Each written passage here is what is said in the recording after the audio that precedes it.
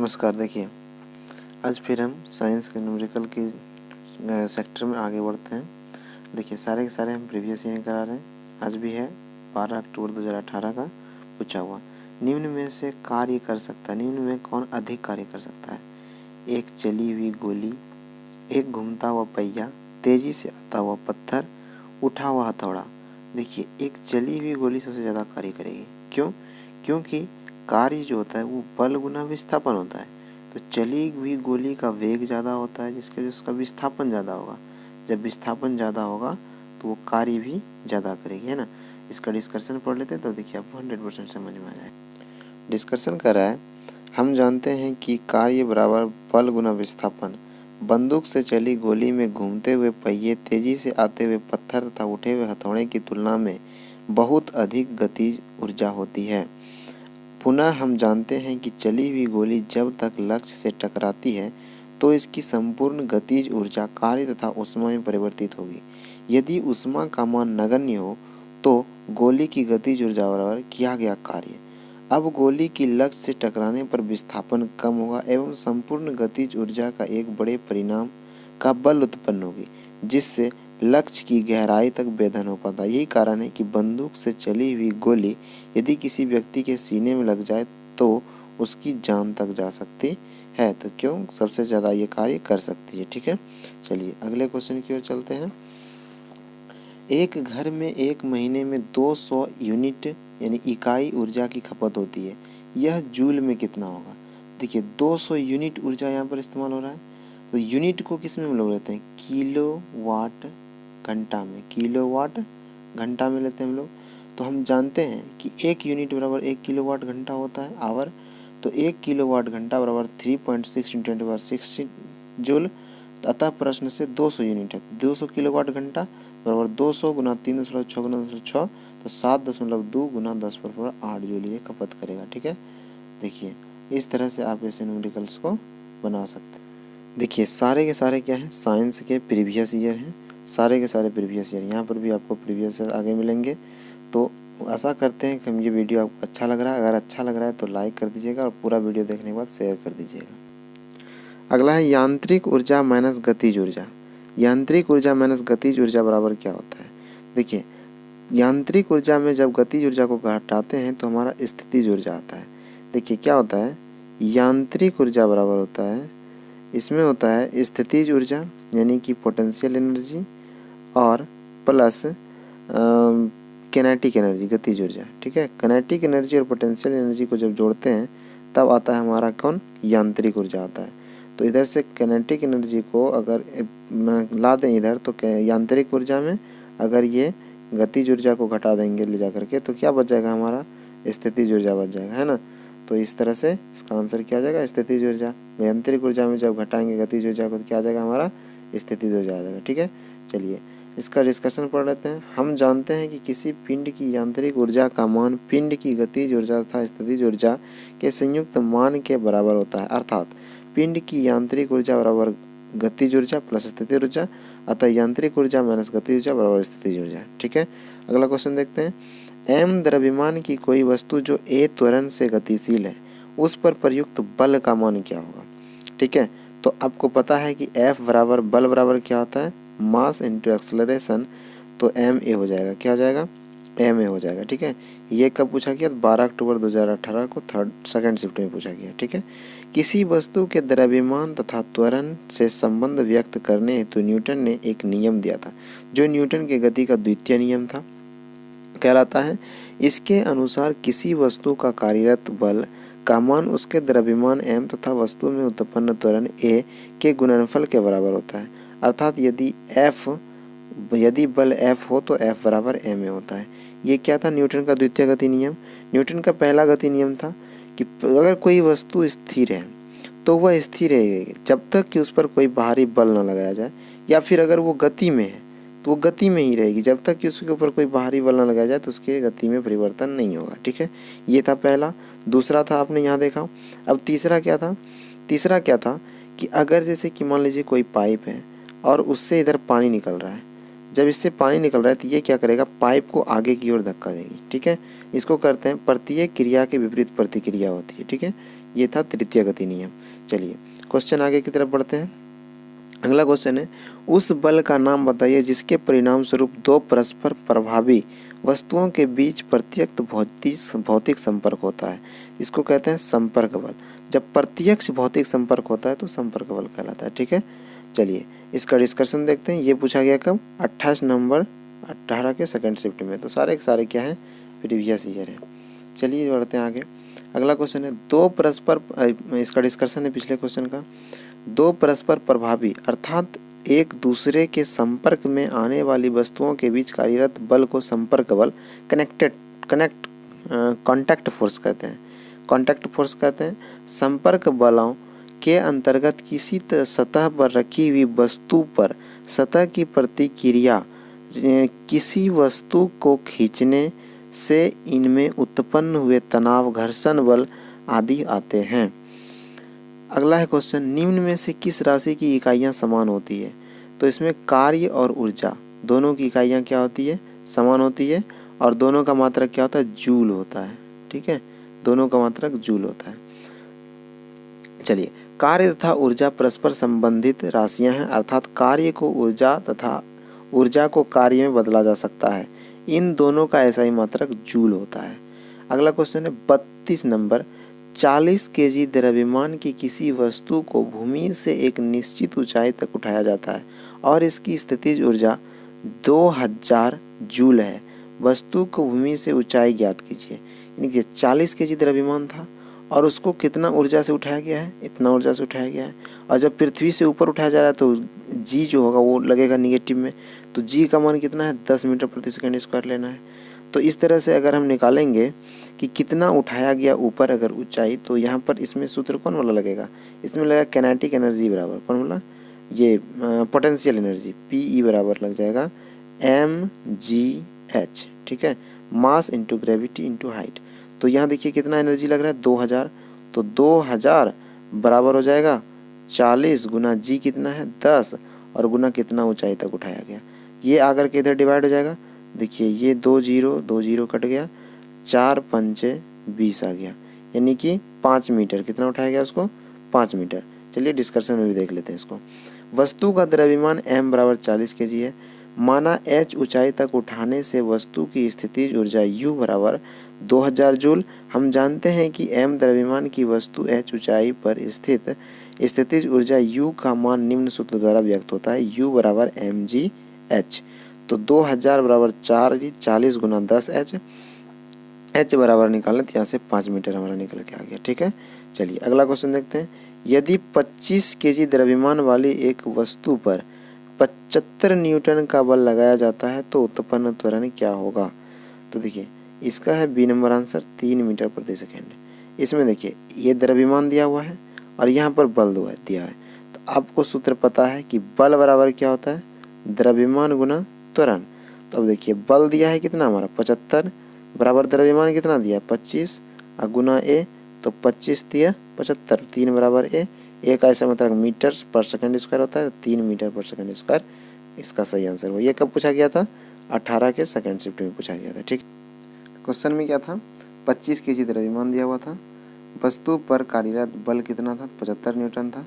तो आप जानते हैं ये सूत्र है ना, इस सूत्र से निकाला यहाँ पर, तो बल बटे द्रव्यमान कर दिया गया, तो 3 मीटर पर सेकंड आ गया आंसर। ठीक है, अगला क्वेश्चन देखिए कह रहा है, किसी निकाय को एक समान वृत्तीय गति से चलाने में लगने वाले आवश्यक नियत बल को क्या कहा जाता है? तो नियत बल को अभिकेंद्रीय बल कहा जाता है।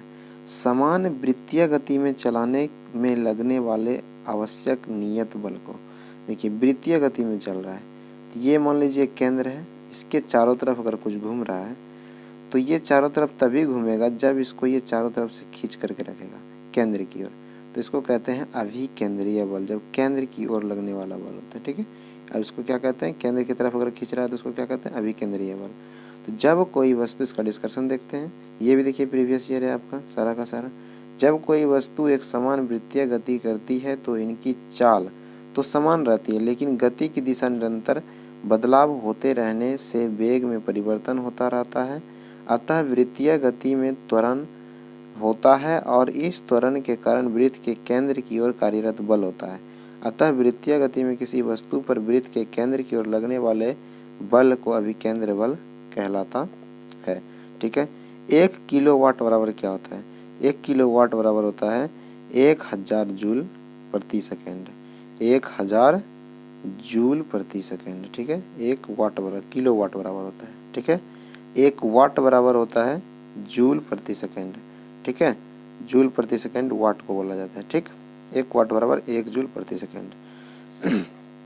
चलिए, हम जानते हैं कि 1 किलो वाट बराबर 1000 वाट होता है, परंतु 1 वाट बराबर 1 जूल प्रति सेकेंड। अतः 1 किलो वाट बराबर 1000 गुना 1 जूल प्रति सेकेंड बराबर 1000 जूल प्रति सेकेंड होता है। ठीक है, चलिए अगला क्वेश्चन देखते हैं। एक घर में एक माह में 300 यूनिट ऊर्जा का खपत हुई, जूल में यह ऊर्जा कितनी थी?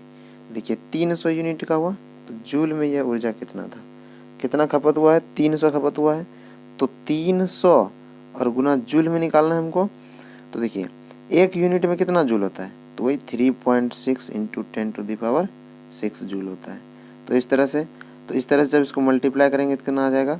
3 तिया 9, 36 गुना 3 करेंगे तो 108 लगभग आएगा, यानी कि इसमें डी नंबर ऑप्शन लग जाएगा। ठीक है, इसको जब 2 यहाँ से 0 आएगा और 1 इधर दशमलव आएगा तो 6 और इधर का 3, 6 3 9 हो जाएगा 10 पर पावर। तो इस तरह से आप इसको बना सकते हैं। आगे देखते हैं कैसे इसको गुना किया गया। तो हम जानते हैं कि 1 किलोवाट घंटा 3.6 इंटू 10⁻6 जूल होता है। अतः 300 किलोवाट बराबर 300 गुना 10⁻6 जूल। 300 यूनिट बराबर 100 किलोवाट घंटा। इसको जब गुना किया गया इसको तो आ गया 108 गुना 10⁻8 जूल। 1 अंक के बाद दशमलव बढ़ा 10⁻9 जूल हो गया। ठीक है, तो ये हो गया आपके सारे के सारे साइंस के न्यूमेरिकल। ठीक, देखिए फिर आगे क्वेश्चन है 9 ओम 4 ओम 12 ओम के मान के 3 प्रतिरोध समांतर क्रम में जुड़े हुए हैं, परिपथ का समतुल्य प्रतिरोध कितना होगा? तो समांतर क्रम में जब जोड़ा जाता है, समांतर क्रम कहते हैं किसको? देखिए एक होता है आपका कि एक प्रतिरोध को यहाँ पर जोड़ा है ना, फिर आगे इसी तार से ले जा करके आगे जोड़ दिया, फिर इसी तार को आगे ले जा करके जोड़ दिया, फिर इसी तार को आगे ले जा करके जोड़ दिया। ऐसे करके जब जोड़ा जाता है तो उसको कहा जाता है समांतर क्रम। क्या कहा जाता है? समांतर श्रेणी क्रम। इसको क्या कहता है? श्रेणी क्रम। लेकिन वहीं अगर एक तार उधर से आया, उसमें से 2-3 तार निकाल दिया, जितना उसको निकालने की जरूरत थी, 3 तार मान लिया निकाल दिया, और तीनों में अलग अलग प्रतिरोध लगा दिया गया। ठीक है, तीनों में अलग अलग प्रतिरोध लगा दिया गया, तो इस तरह से जब बनता है तो इसको कहते हैं समांतर क्रम। ठीक है, तो यहाँ पर 9 ओम 4 ओम 12 ओम, यानी कि इसका वैल्यू कितना है? 9 ओम है, इसका वैल्यू 4 ओम है, और इसका वैल्यू कितना है? 12 ओम है। 9, 4 और 12 ओम का 3 प्रतिरोध लगा दिया, तीनों का समांतर क्रम। जब ऐसा होता है इसका समांतर क्रम ज्ञात, इसका प्रतिरोध समतुल्य प्रतिरोध ज्ञात करने के लिए इस सूत्र का इस्तेमाल करते हैं 1/r, यानी कि टोटल r अगर निकालना है समतुल्य प्रतिरोध तो बराबर 1/r बराबर 1/r1 + r2 + r3। इस तरह अगर चौथा भी रहता तो चौथा भी जोड़ते, पाँचवा छठा जितना आगे है उतना जोड़ते जाएंगे। ठीक है, तो देखिए r1 9 था, r2 4 था और r3 12 था। तो आगे देखिए आगे होता है 1/r बराबर 1/9 + 1/4 + 1/12 36 हो गया। तो 4 3 9 इस सबको ऐड करेंगे तो 16/36 हो जाएगा। क्या हो जाएगा? 16/36। उसके बाद r बराबर क्या जाएगा? 36। देखिए ये जो 16/36 हमारा आया ना, ये आया 1/r बराबर।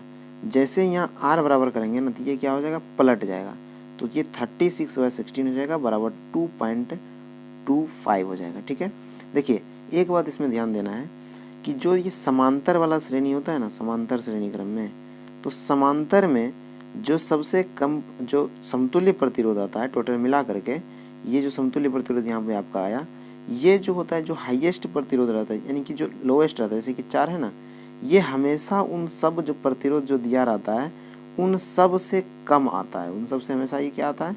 कम। जैसे कि यहाँ 9 ओम था, यहाँ 4 ओम था, यहाँ 12 ओम था, तो इन सब से हमेशा कम आएगा समांतर क्रम में जब समतुल्य प्रतिरोध निकालेंगे।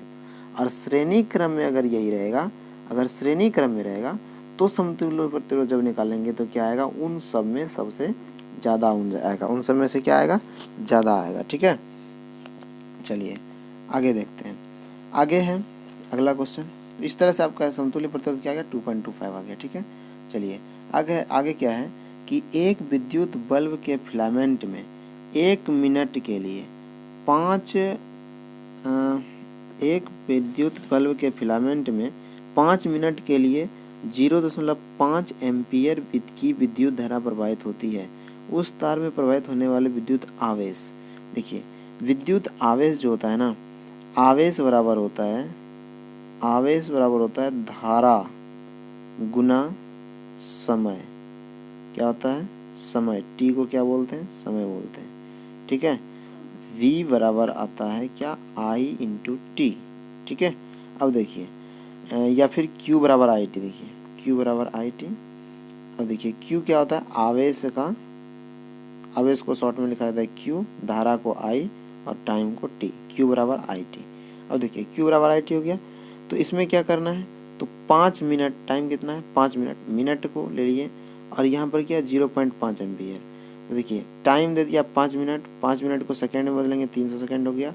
उसके बाद Q दिया हुआ 0.5, Q निकालना है हमको, तो इसको क्या करेंगे, जो हमारा था I 0.5 एम्पीयर धारा था, इसको 300 सेकंड से गुना कर दिए तो कितना आ गया? 150 कूलम आ गया। ठीक है, 150 कूलम आ गया। ठीक है, तो इस तरह से आप इसका आंसर निकाल सकते हैं। इसका 150 कूलम आंसर आ गया। आगे देखिए क्या है, विद्युत विभवांतर की, इसमें देखिए कुछ नहीं है, बस यही है I, ये Q बराबर I इंटू टी।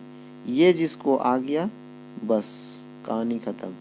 इसी पे सारा का सारा न्यूमेरिकल का खेल होता है। देखिए आगे क्या है, आगे है विद्युत विभवांतर का SI इकाई क्या है? विद्युत विभवांतर का SI मतलब वोल्ट होता है। क्या होता है? वोल्ट होता है। चलिए इसका डिस्कशन देख लेते हैं। इसका स्थिर विद्युत क्षेत्र के इकाई आवेश को एक बिंदु से दूसरे बिंदु ले जाने में किया गया कार्य यदि इकाई आवेश उस बिंदुओं के बीच विद्युत विभवांतर कहलाता है। इसका SI इकाई क्या होता है? वोल्ट होता है। चलिए अगला क्वेश्चन है, दिए गए परिपथ में डैश का प्रवाह एंटी क्लॉकवाइज होता है। एंटी क्लॉकवाइज, देखिए यहाँ पर है ना एंटी क्लॉकवाइज होता है, यानी कि वामावर्त होता है। ठीक है, एंटी क्लॉकवाइज। इधर हो गया क्लॉकवाइज, ऐसे घूमता है तो इधर घुमा तो क्या हो गया? क्लॉकवाइज, और इधर घुमा तो क्या हो गया? Anti clockwise. घड़ी के सुई की दिशा में, घड़ी का सुई इस तरफ से ऐसे घूमता है तो ये घड़ी की सुई की दिशा। अब देखिए अब किसमें क्या होता है? इसमें इलेक्ट्रॉन घूमता है एंटी क्लॉकवाइज। क्या घूमता है? इलेक्ट्रॉन घूमता है। ठीक है, चलिए इसमें देखते हैं, परिपथ के चित्र से स्पष्ट है कि बाह्य परिपथ में सेल से धन इलेक्ट्रोड से धारा क्लॉकवाइज दिशा में प्रवाहित हो रही है। धारा देखिए, धारा इधर से जा रही है इधर, इधर से जा रही है इधर, इधर से जा रही है इधर, इधर से जा रही है इधर, तो ये धारा क्लॉकवाइज जा रही है। तो इलेक्ट्रॉन इसमें जो है ना ऐसे गया होगा। ठीक है, एंटी क्लॉकवाइज। क्यों? क्योंकि ये माइनस के साइड से इलेक्ट्रॉन निकलता है और प्लस के साइड से इलेक्ट्रॉन उसके अंदर जाता है, बैटरी जो रहता है उसके अंदर। तो ये हो गया क्या? तो इलेक्ट्रॉन इसमें जा रहा है एंटी क्लॉकवाइज। तो यहाँ पर इलेक्ट्रॉन क्या हो गया?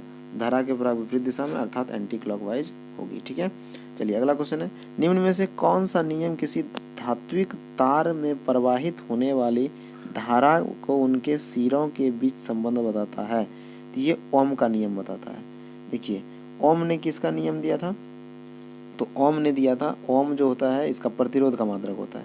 तो किसी धात्विक चालक तार के सिरों के बीच आरोपित विभवांतर भी तथा चालक में प्रवाहित धारा I के बीच संबंध स्थापित करने वाला नियम ओम का नियम कहलाता है। ओम के नियम के अनुसार यदि किसी चालक की भौतिक दशा जैसे ताप अगर स्थिर रहे तो चालक में प्रवाहित धारा इसके सिरों पर आरोपित विभवांतर के अनुपाती होता है, अर्थात V समानुपाती I।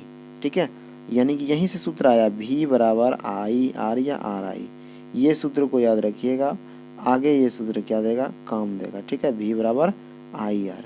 ठीक है, V बराबर IR। चलिए आगे देखते हैं, दिए गए आकार का एक घटक जिनका प्रतिरोध कम होता है कहलाता है। इसका प्रतिरोध क्या कहलाता है? कुचालक कहलाता है। इसका प्रतिरोध कम होता है क्या कहलाता है? एक सुचालक कहलाता है। जिसका प्रतिरोध कम होगा वो क्या कहलाएगा? सुचालक कहलाएगा। जिसका प्रतिरोध बहुत ज़्यादा होगा अनंत होगा, है ना, अनंत उसका प्रतिरोध होगा, जिसमें से कि विद्युत धारा तो उसमें से प्रवाहित नहीं हो पाएगी, उसको क्या कहेंगे? इलेक्ट्रिसिटी जिसमें प्रवाहित नहीं हो पाएगा उसको कहते हैं कुचालक। और इसका जब प्रतिरोध अनंत होता है तो ये पूरा विरोध कर देता है, इसको क्या कहते हैं, कुचालक कहते हैं। ठीक है, तो यहाँ पर प्रतिरोध कम है तो उसका क्या कहते हैं, सुचालक कहते हैं। सबसे कम प्रतिरोध किसका होता है, तो सबसे कम प्रतिरोध होता है चांदी का। किसका होता है, चांदी का। ठीक है, किसका होता है, चांदी का। कम प्रतिरोध वाले पदार्थ विद्युत धारा के प्रवाह में सुगमता प्रदान करते हैं, अतः ऐसे पदार्थ चालक या सुचालक कहलाते हैं। सभी धातुएं विद्युत की चालक होती है। चांदी विद्युत का सर्वोत्तम चालक धातु है। सोना गोल्ड चांदी की तुलना में कुछ कम चालक होता है। ठीक है, आगे देखिए न्यूमेरिकल क्वेश्चन है प्यारा सा। 12 वोल्ट की बैटरी में 0.2 ओम, 0.4 ओम, 0.5 ओम, 12 ओम के प्रतिरोध श्रृंखला में एक साथ जुड़े हुए हैं। 3 ओम के प्रतिरोध के मध्य कितनी धारा प्रवाहित होगी, तो इसमें कितनी हो जाएगी, 0.895 एम्पियर। इसका डिस्कशन देखते हैं, आपको समझ में आ जाएगा कैसे होता है। देखिए बैटरी का विद्युत वाहक बल ई कितना है, 12 वोल्ट का बैटरी है। ठीक है, धारा का मान ये कितना है, 12 वोल्ट है। बैटरी से श्रृंखला सीरीज में संबंध प्रतिरोध क्रमशः इतना इतना है। तो अगर ये श्रृंखला में है, किसमें है, श्रृंखला यानी कि श्रेणी क्रम, तो श्रेणी शुरू में ही आपको बताएं श्रेणी क्रम में जब प्रतिरोध होता है कि एक दूसरे के साथ जोड़े रहते हैं डायरेक्टली। ठीक है, एक ही तार से सबको जोड़े रहते हैं। तो इसका जब प्रतिरोध समतुल्य प्रतिरोध निकालते हैं ना, टोटल जब प्रतिरोध निकालते हैं तो ये आता है R1 plus R2 plus R3 plus जितना प्रतिरोध रहेगा आगे उसको जोड़ते जाएंगे, तो ऐड लगातार प्रतिरोध को करते जाएंगे। तो यहाँ पर टोटल जोड़ें तो टोटल जोड़ करके कितना आता है, 13.4 ओम आता है। तो ये कोई समतुल्य प्रतिरोध हो गया, किसका, श्रेणी क्रम में जोड़ा हुआ था। तो अब देखिए अब क्या होता है कि धारा बराबर विभवांतर बटे प्रतिरोध, धारा बराबर क्या होता है, विभवांतर बटे प्रतिरोध होता है। यानी कि विभवांतर बराबर, अभी देखिए उधर हम एक सूत्र भी जस्ट पढ़ रहे हैं, क्या पढ़े थे, V बराबर आई आर, क्या पढ़े, V बराबर आई आर। तो V बराबर जब आई आर पढ़े उधर सूत्र भी, तो इसी से देखिए क्या किया गया कि यहाँ पर क्या किया गया, I को इधर रख दिया गया, R को इधर V बटे R कर दिया गया। तो हो गया V यानी विभवांतर, V को यहाँ E लिखा गया और यहाँ R को नीचे ला दिया गया। तो V बटे R यानी कि E बटे R, I बराबर E बटे R हो गया। तो 12 बटे 13.4 हो गया। तो जैसे 12 बटे 13.4 यानी कि V को भाग दे दिया किससे, प्रतिरोध से, तो हमारा आ गया एम्पियर। क्या आ गया, एम्पियर आ गया। इस तरह से आप इसका आंसर निकाल लिए। ठीक है, तो इसका आंसर क्या हो गया आपका, इसका आंसर हो गया वो। ठीक है, चलिए आगे बढ़ते हैं। विद्युत यदि विद्युत प्रभार Q और टाइम T दिया हो तो विद्युत धारा ज्ञात करने का सूत्र क्या होता है। तो विद्युत धारा ज्ञात करने का सूत्र होता है Q बटे T। क्या होता है, Q बटे T, विद्युत आवेश गुना समय, विद्युत Q बटे T समय, क्या होता है, समय। विद्युत धारा I बराबर होता है, I बराबर इसका क्या हो जाए, Q बटे T, है ना। I यानी कि विद्युत धारा बराबर क्या होता है, विद्युत प्रभार यानी कि विद्युत कितने वोल्टेज का है, ठीक है, और फिर गुना समय T से कर देते हैं उसको। ठीक है, भाग देते हैं T से, Q बटे T इसका आंसर हो जाएगा। यदि विद्युत प्रवाह अर्थात विद्युत आवेश बराबर Q है तथा समय T है तो विद्युत आवेश प्रवाह की दर बराबर Q बटे T। हम जानते हैं विद्युत आवेश प्रवाह की दर विद्युत धारा कहलाती है। तो धारा बराबर क्या है, Q बटे T। Q को क्या बोलते हैं, विद्युत आवेश बोलते हैं, और T को भी क्या बोलते हैं, समय बोलते हैं। ठीक है, चलिए कोई दिक्कत, तो इस तरह से आप ऐसे क्वेश्चन को बना सकते हैं। ये कब कब पूछा गया है, तो ये है 6 दिसंबर 2018 सेकेंड शिफ्ट में पूछा गया। ठीक है, चलिए अगर आपने ये वीडियो अंत तक देखा है तो हम उम्मीद करते हैं कि आपको वीडियो ज़रूर ही पसंद आया होगा, और अगर पसंद आया है तो आप ज़रूर इसे किसी 1-2 जगह शेयर कर दीजिए ताकि हमारा मोटिवेशन हमेशा बढ़ता रहे, है ना। सपोर्ट कीजिए हमको भी, फिर हम अगले वीडियो में आपको लेकर के आएंगे इससे भी अच्छे अच्छे क्वेश्चन को। ठीक है, हमेशा प्रीवियस ईयर को लेकर के आते रहेंगे। हमारे चैनल को क्या दीजिए, शेयर कर दीजिए, सब्सक्राइब कर दीजिए, और साथ ही वीडियो पसंद आया तो लाइक ज़रूर कर दीजिए। चलिए मिलेंगे फिर अगले वीडियो में, तब तक के लिए धन्यवाद।